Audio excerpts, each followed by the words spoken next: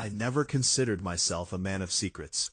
But when Claire walked into the gallery that rainy Tuesday, I realized secrets had a way of finding you. I'm Adrian, a modest art dealer in a city that thrives on appearances. And Claire? Claire was trouble in the prettiest disguise. She came with a request, a private viewing of a painting rumored to be lost during the war. Something about her made me trust her immediately, though the rational part of me, the part that remembers every broken deal and every false smile, told me to be cautious. I arranged the viewing at my apartment gallery that evening. The rain tapped impatiently on the windows as she arrived, all elegance and warmth. But it wasn't long before I noticed her eyes flickering to the small, locked cabinet in the corner. "Curious?" I asked. She smiled, a little too knowingly. "Curiosity doesn't always kill the cat, Mr. Adrian." I laughed it off, but the first seed of doubt was planted. Over the next few weeks, we grew close. She claimed to be an art historian, passionate and brilliant. I claimed nothing, enjoying her presence, the conversations, the late dinners. But then came Thomas, Claire's old friend, she said, or perhaps more than a friend. He appeared unannounced at my gallery one evening, eyes sharp and measuring.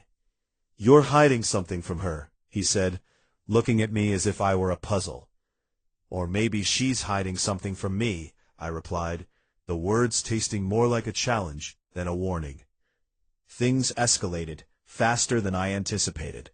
Claire began acting distant, cryptic messages appearing on my phone. Trust is fragile. Not everything is what it seems.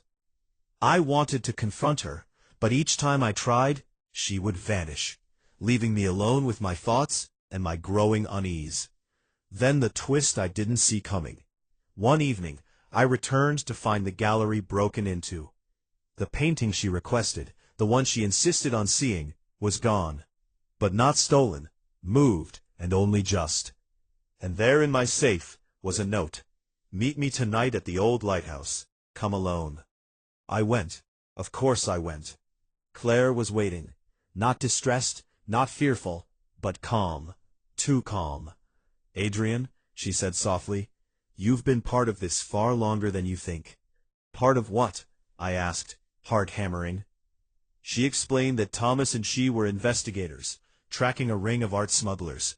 The painting, the messages, even the break-in, it was all a test. And I had passed without even realizing.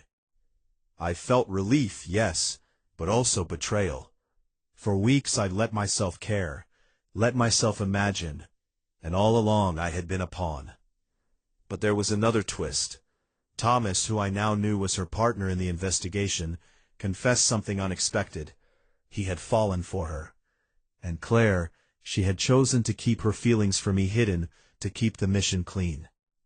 I left that night feeling strange, a cocktail of relief, love, and loss. I realized how little control we truly have over other people's lives, even when we think we are the center of them. Weeks later, the case concluded. The painting returned, the smugglers caught.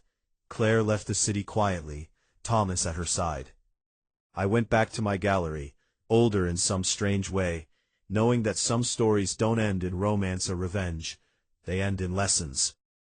People will deceive you, not always out of malice, sometimes out of necessity. But the truth has a way of revealing itself. And in those moments, you discover who you really are. Trust, love, and integrity are fragile, yes, but they are also the only things worth guarding fiercely.